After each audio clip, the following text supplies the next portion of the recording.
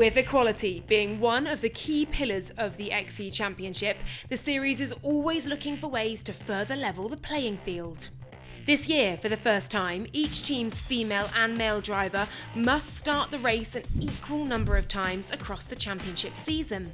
We spoke to Veloce's Molly Taylor and Andretti Autokilat's Catie Munnings about how you get the perfect start. The starts in Extreme E are so important. They can make or break your race, so it's really critical to get a good start. The first thing when you're lining up, making sure that you're putting the car in a good placement, so you want to start on the most grip as possible.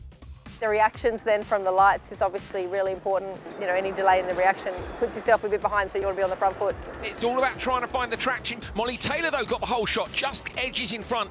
It's all about timing, and it's a lot to do with the engineering. They kind of have to set the car up so the way that they feel is best to get traction on each surface, and it's very different for each surface. And then it comes down a bit to strategy, what your grid position is, what the hyperdrive strategy is, where you can see a lot of the time it's to use hyperdrive off the start, but then we've also seen in other races it makes sense to save that. Munnings is the first to use a hyperdrive. Look at the difference 400 kilowatts makes as Catie Munnings streaks into the lead. It's also where to use it in the first corner, whether you want to leave it a bit later or whether you want to do it straight off the start line. It's all about who's going to reach the braking point first into the first corner, and it's different on every track, so it keeps it exciting.